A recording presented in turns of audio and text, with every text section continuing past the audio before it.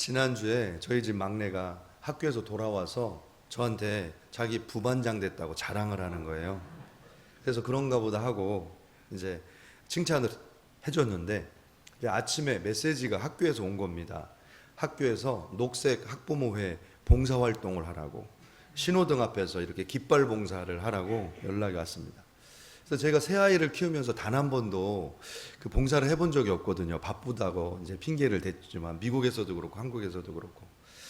그래서 이제 아침에 아이 학교 데려다 주면서 선생님한테 이제 바빠서 못 한다고 이제 메시지를 보내려고 딱 엘리베이터 앞에 섰는데, 요한이가 나는 부반장이다, 나는 부반장이다, 나는 부반장이다, 계속 그걸 읊조리고 있는 거예요. 그래서 도저히 제가 부반장 학부모로서 봉사활동 안 할 수가 없어서 가서 깃발 봉사를 하고 왔습니다.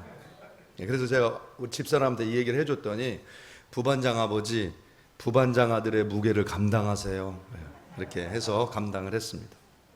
사랑하는 성도님 여러분, 우리가 어떤 식으로든 저희가 지위를 갖게 됩니다.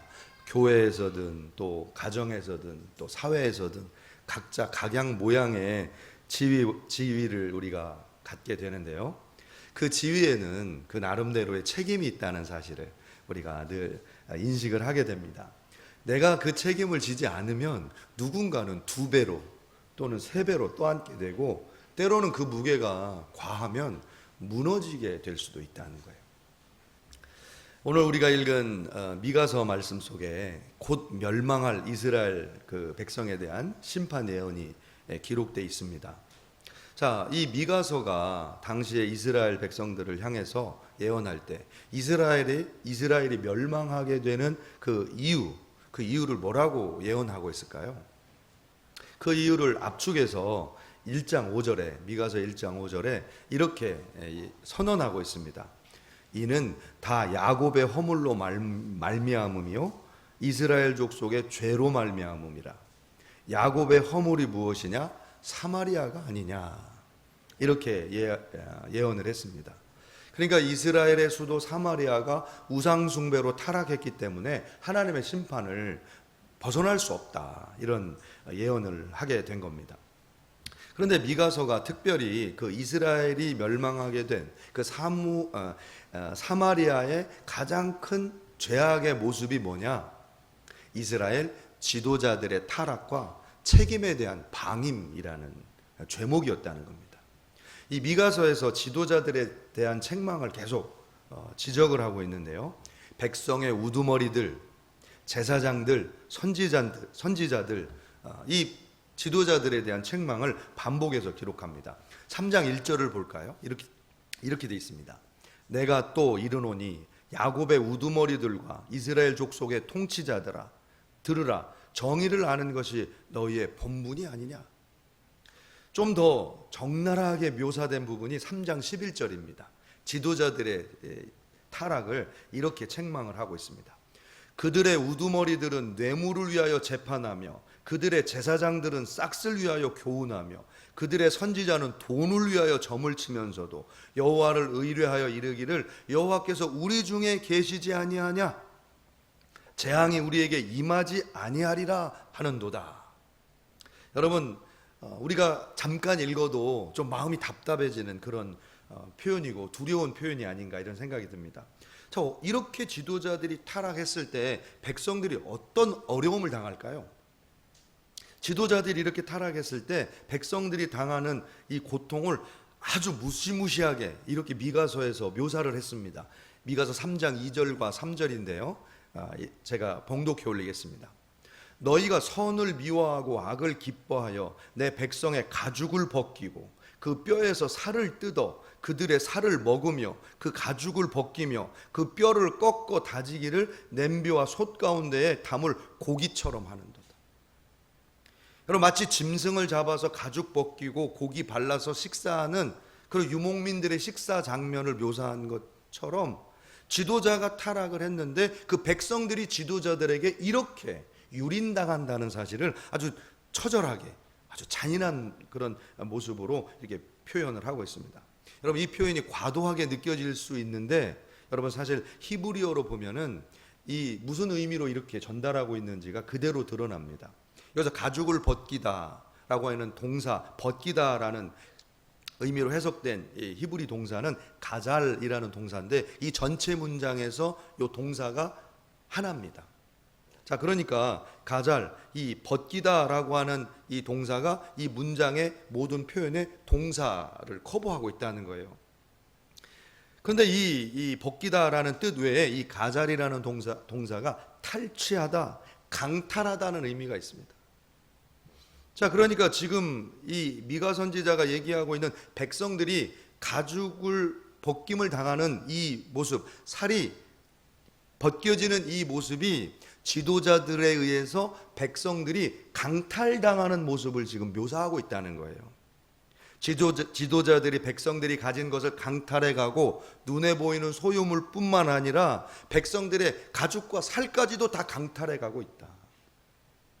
지도자들이 타락하면 백성들이 가지고 있는 소유물뿐만 아니라 아무것도 안 가지고 있는 것 같아도 그 살까지 뼈까지도 강탈당하고 유린당한다라는 모습을 보여주고 있는 겁니다. 이걸 좀 우리가 가슴에 와닿게 설명을 드린다면 이거예요. 정치 지도자들이 정치를 잘못하고 뭔가 백성들에게 정책을 잘못해서 백성들의 경제가 파탄이 난 겁니다. 다 뺏기고, 전쟁 나서 다 뺏기고, 소유물을 다 뺏긴 거예요. 그래서 마음의 위로를 받기 위해서 하나님의 제사장들에게 찾아가고 선지자들에게 찾아갔는데, 제사장들에게 돈을 주지 아니하면 제사도 드려주지도 않고, 선지자들에게 그 입에다 뭘 넣어주지 않으면 예언도 해주지 않는다는 거예요. 뭘 넣어주면, 돈을 주고 뭘 넣어주면 길하다, 뭐 복 받는다, 좋은 얘기를 해주는데, 넣어주지 않으면, 입에 물 것을 넣어주지 않으면 화를 얘기하고 전쟁을 얘기하고 심판을 얘기하더라는 거예요. 그러니까 백성들이 가지고 있는 모든 것도 다 빼앗겼는데 심령까지, 내 영혼까지 탈탈 털리는 처참한 상황에 떨어져 있는 이 모습을 미가 선지자가 강력하고 혹독하게 예언하고 있었다는 거예요. 사랑하는 성도님 여러분, 왜 이런 일이 일어났을까? 정치 지도자들, 종교 지도자들, 영적인 선지자들까지 이렇게 타락한 이유를 3장 1절과 2절을 요약하면 세 가지로 이렇게 설명하고 있습니다. 정의를 아는 것이 지도자의 본분인데 정의를 저버렸고, 선을 미워했고, 악을 기뻐했기 때문이다, 이렇게 설명합니다. 여러분, 이 지도자들이 정의를 버리고 선을 미워하고 악을 기뻐하면 백성들이 왜 그렇게 고통을 받을까? 이 정의라고 하는 이 히브리어도 우리가 한번 살펴보면 그 본문의 뜻을 정확하게 알 수가 있습니다. 이 미시파트라고 하는 히브리 동사는 제가 여러 번 설명드린 것 같은데, 정의, 옳음, 혹은 재판, 혹은 재판에서 의로운 심판을 내리는 행위를 의미하고 있습니다. 자, 그러니까 지도자들이 이 옳음, 정의를 날마다 연구하고 그것을 날마다 추구하지 않으면 백성들에게 이 옳은 재판이 이루어지지 않는다는 겁니다. 뿐만 아니라 여기서 알다라고 번역된 야다라고 하는 동사도 그냥 아는 게 아니라 몸으로 아는 겁니다. 오늘 우리가 찬양했듯이 하나님을 몸으로 아는 것, 경험으로 아는 것, 또는 모든 감각을 사용해서 아는 겁니다. 한마디로 체득하는 겁니다. 체득. 그러니까 지도자들이 어떻게 진리와 옳음, 정확한 판단을 익혀야 되느냐? 자기의 일로 체득을 해서 적용하지 않으면 백성들이 완전히 탈탈 털리는 고통에 빠진다는 거예요. 여러분, 이 지도자들이 옳음과 정의와 판단을 몸으로 체득해서 실천하는 그런 모습을 좀 보여주는 예가 있어서 제가 설명을 드릴게요. 필리핀에서 의료 선교사로 활동하시던 그 외과 의사 박누가 선교사님의 이야기입니다. 이분이 위암 4기 판단을 받고 진단을 받고도 필리핀 그 선교지에서 떠나지 않고 환자들을 섬기다가 2018년에 소천하셨어요. 끝까지 현장에서 섬기시다가 소천하셨습니다. 선교지에 오지 환자들을 치료하러 다니시는데 그냥 두 발로 끝까지 걸어서 아무리 오지라도 그 왕진을 가시는 거예요. 그렇게 해서 방문 치료를 하셨는데 하나님 앞에 의지하고 하나님께 의지하고 이제 힘을 달라고 그렇게 하고 선교 활동을 하는데, 이분이 장티푸스, 콜레라, 이질, 댕기열, 각종 모든 풍토병이란 풍토병은 다 직접 걸리신 겁니다. 그러니까 그 풍토병에 걸리면서 고생하시면서 죽다가 살아나는 일을 반복하시면서 그 원주민들을 치료를 하신 거예요. 그러니까 이 선교사님이 너무 불평이 나오더랍니다. 아니, 하나님이 지켜주셔야 선교하는 건데 나는 다 버리고 선교지에 왔는데 왜 나를 이렇게 아프게 하셔서 고통을 가중시키십니까? 막 이렇게 따졌다는 거예요. 그랬더니 하나님이 이렇게 질문하시더랍니다. 야, 너 왜 이렇게 머리가 나쁘냐? 너 실력이 대단히 높은 의사냐? 그래. 아닙니다. 한 중간쯤 갑니다. 그럼 너 장비가 굉장히 좋은 장비도 가지고 다니냐? 장비라고는 이 청진기 하나밖에 없습니다. 그럼 너 약이 굉장히 만병통치약을 너 갖고 다니냐? 아닙니다. 해열제 하나 가지고 다닙니다. 몇 개 되지 않는 약 하나 가지고 다닙니다. 믿음 하나 가지고 다닙니다. 그랬더니 하나님이 이러시더래요. 네가 아파봐야 환자들이 무슨 병 걸렸는지 알고 어떻게 치료해야 되는지 알 거 아니냐. 너 실력도 중간 정도밖에 안 되고 장비도 없고 약도 없는데 너 어떻게 환자들을 진료하고 고치려고 그러냐. 그때 선교사님이 박수를 치면서 딱 깨달았다는 겁니다. 아, 그렇구나. 내가 머리가 안 좋구나.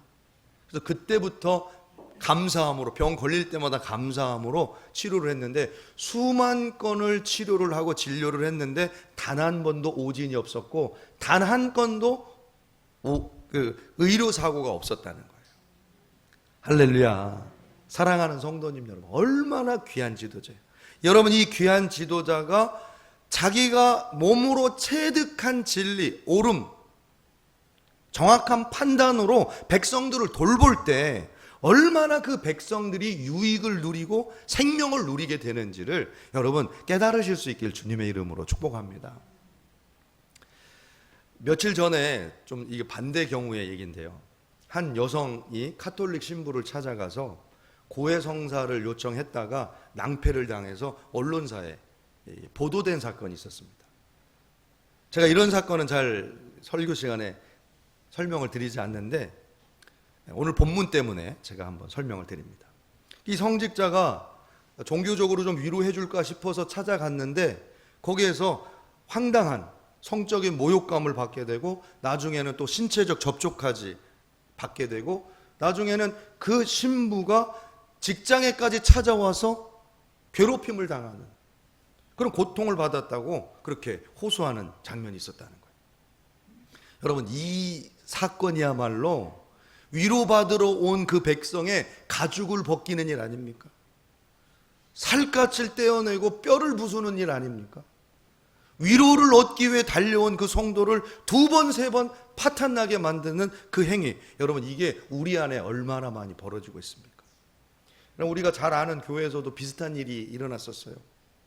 여러분, 교회 찬양 인도하던 리더가 또 고등학생을 가리키던 교사가 가리키던 고등학생 학생을 성추행한 사건이 있었는데 교회는 암묵적으로 피해자를 입을 닫고 아무 일도 없었던 것처럼 없애버렸습니다. 여러분, 지금도 우리가 알지 못하는 사이에 살 가죽이 벗겨지고 살이 떨어져 나가고 뼈가 부스러지는 사건이 우리 안에서, 우리 한가운데서 일어날 수 있다는 사실, 여러분 우리가 기억해야 될 줄로 여러분 압니다. 여러분, 오늘 미가 선지자 시대나 오늘 우리가 사는 이 시대나 왜 그렇게 백성의 우두머리들과 제사장들과 선지자들이 타락하느냐? 미가 선지자가 분명한 이유를 이렇게 지적을 하고 있어요.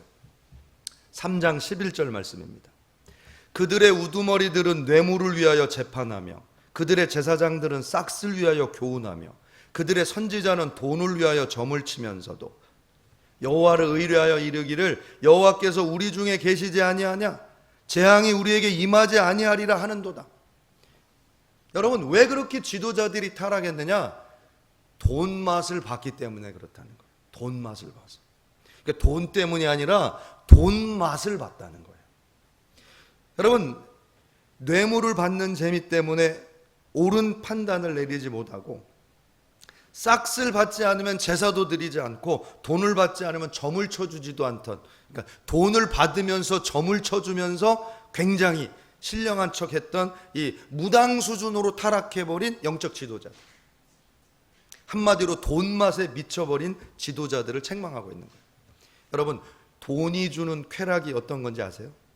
돈이 주는 돈맛. 제가 돈맛을 설명드릴게요.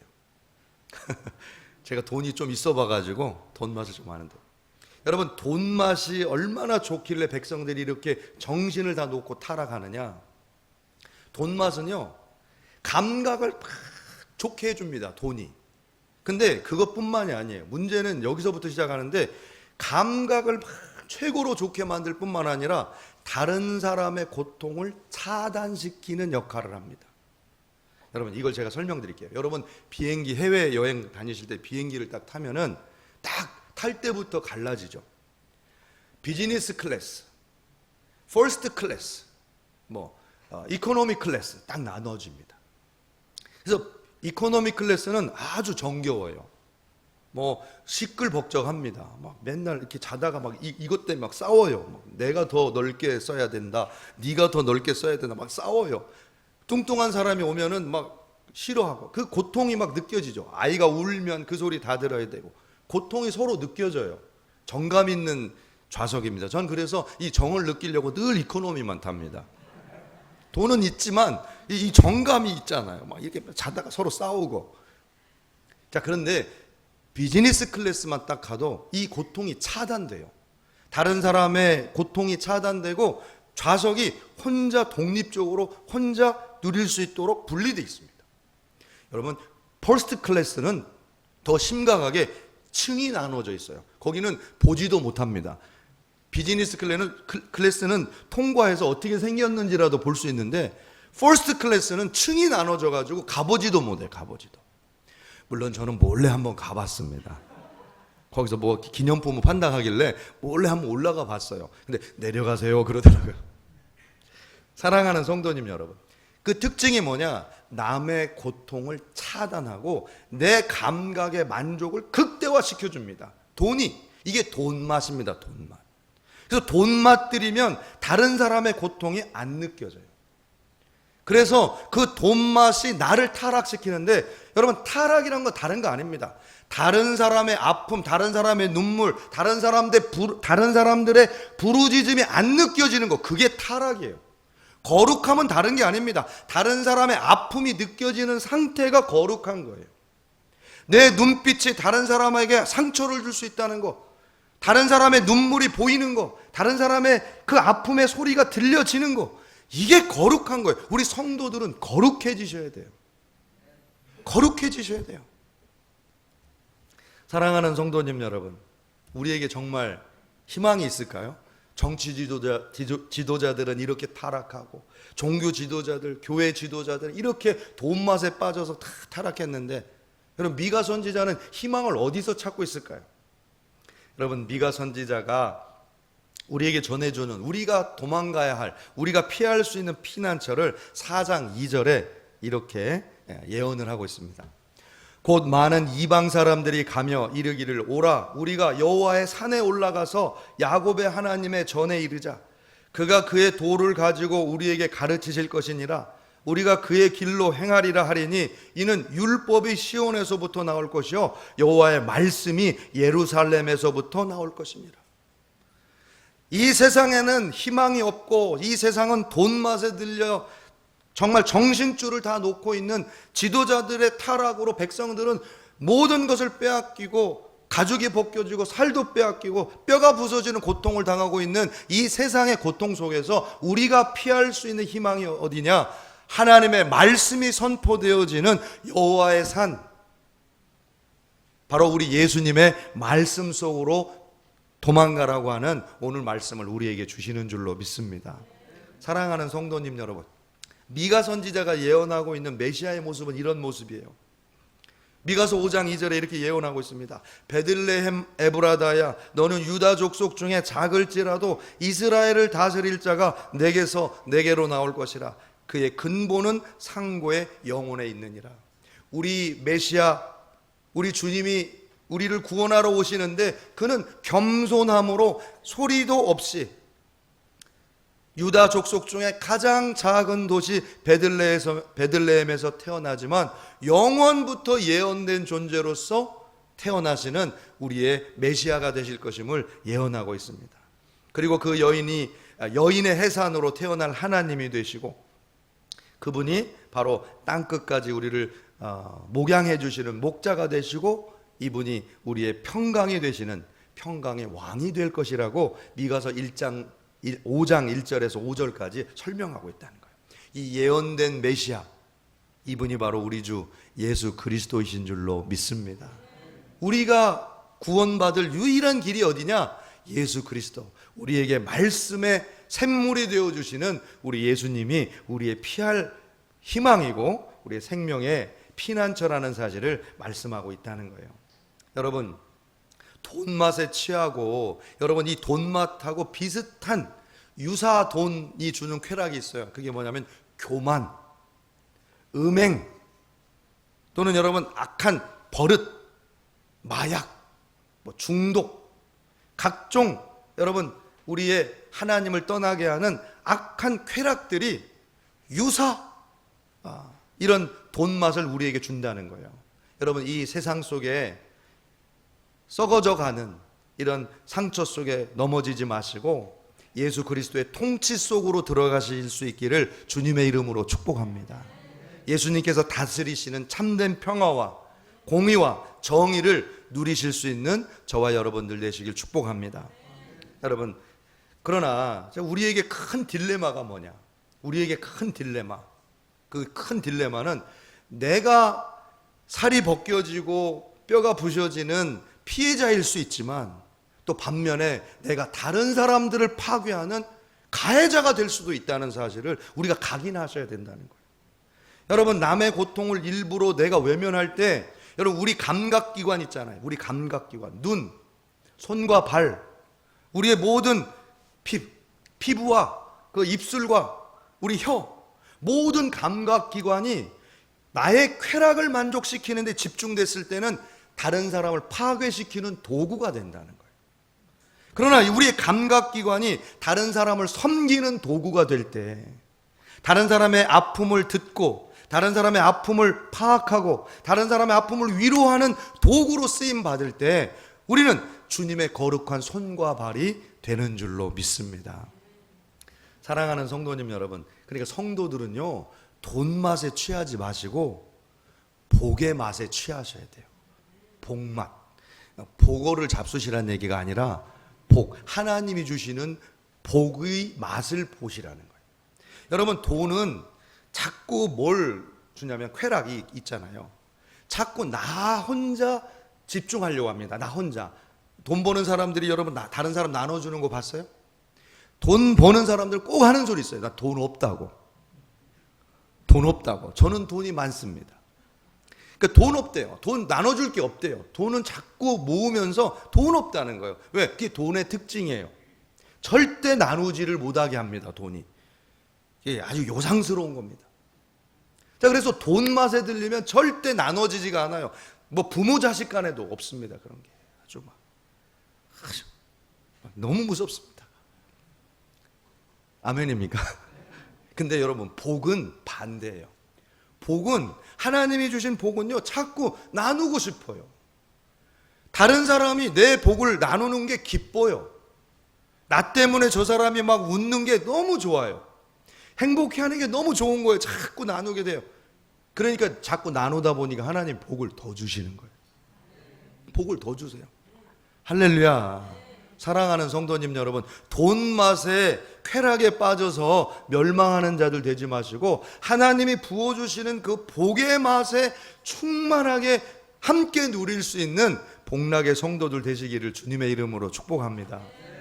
여러분, 반대로 우리가 고통을 느낄 때 있잖아요. 고통을 잘 못 느낄 때가 있습니다. 고통, 다른 사람의 고통을 잘 못 느낄 때. 그러니까 다른 사람의 고통을 잘 못 느끼면 우리가 어떻게 되는지 아세요?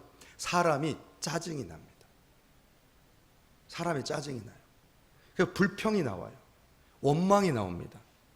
다른 사람의 고통이 안 느껴져요. 자, 그럴 때 여러분 우리가 거룩한 성도들이 어떻게 이걸 극복할까요? 저는 이 방법을 하나 체득한 게 있어요. 체득한 게. 저희 집사람하고 저하고 둘이 이렇게 얘기합니다. 자, 이렇게 우리가 성도님의 고통이 안 느껴질 때, 성도님들이 고통이 안 느껴질 때 이렇게 얘기해요. 제 집사람한테, 여보, 우리가 하나님한테 받은 게 너무 많아. 하나님 앞에 받은 게 너무 많아서 우리 성도님이 느끼는 고통이 우리 안 느껴져, 지금. 그러니까 우리 기도해야 돼.